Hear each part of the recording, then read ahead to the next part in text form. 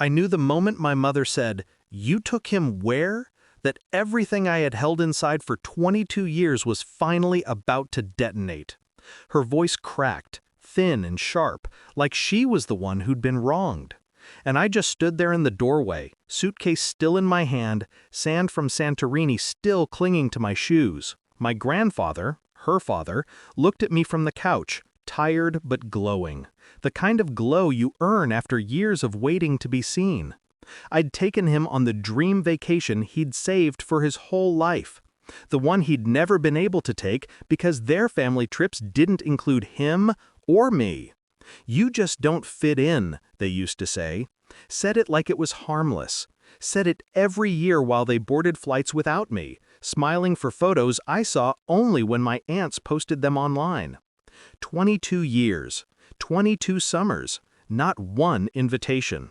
So when he whispered to me 3 months ago, voice trembling, "I want to see the world before I leave it," I didn't hesitate. Especially because I'd already found the letter in his dresser, the one naming me the sole heir. They didn't know about that part yet. That was the fuse I'd been waiting to light. I used to think their distance was my fault. As a kid, I'd ask what I'd done wrong. Dad said, "It's not you, you're just different." Mom liked inconvenient. My sisters liked the silence that followed, silence that meant I wasn't going. But Grandpa never bought it. He'd pull me aside after every missed trip, put a hand on my shoulder and say, "Different is what they'll wish they had later." I didn't understand it then. I do now. Because the first sign of their betrayal wasn't the trips. It was the way they rationed affection like it cost them something. The way every accomplishment I earned, grades, awards, scholarships, was met with lukewarm nods while my sisters got applause for existing. I learned quiet early. Silence became my armor. And silence gave me time to watch. When I turned 21, I found the bank statements. Accounts emptied from Grandpa, money moved in small withdrawals over years. Not enough to trigger alarms, but enough to starve his dreams. My parents, the people who claimed to manage his finances for him, had been bleeding him dry. He never questioned it. He trusted them. He shouldn't have. I never confronted them then. Not because I was scared, but because I wanted to understand the whole picture before I made a move.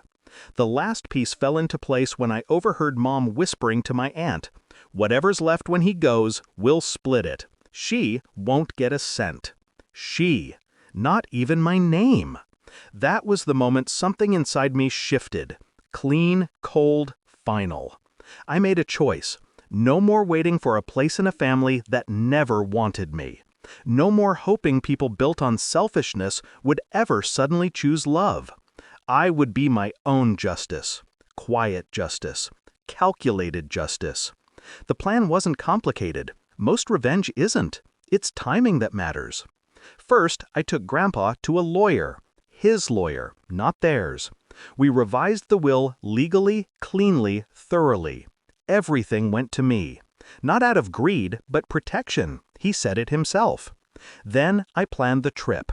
I paid for everything using his inheritance fund. His money, his wish, his dream.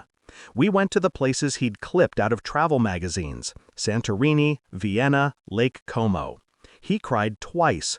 I cried once when he fell asleep on the balcony in Greece with a smile I'd never seen before. When we got back, the storm came on schedule. "You had no right," my mother said, pacing like a trapped animal. "Actually," I murmured, handing her the legal folder, "I did." She opened it. I watched the color drain from her face. It was almost cinematic. Dad leaned over her shoulder, his frown deepening with every page. My sisters moved closer, whispering like a Greek chorus of entitlement. I waited. Then Dad's voice cracked. "He left everything to you?" "Correct. He doesn't know what he's signing anymore." "He does," I cut in. "He signed it in front of a lawyer you didn't choose." Silence. Then fury. Then panic. Beautiful, twisting panic. "You manipulated him," Mom spat. No, I said softly. I protected him from the people stealing from him for years. That was the blow. The one they didn't see coming. Because attached to the legal documents was the financial report. Every withdrawal, every transfer, every signature that wasn't Grandpa's. They went still, like statues carved from guilt and fear. I didn't raise my voice. I didn't need to. Grandpa's moving in with me, I said. You're not to contact him directly anymore. If you do, I'll press charges. Mom opened her mouth, but nothing came out. Dad tried to speak, but all he managed was a broken exhale. For the first time in my life, they were speechless around me. Fitting, really. Later that night, Grandpa asked if I felt guilty. I told him no, not even a little.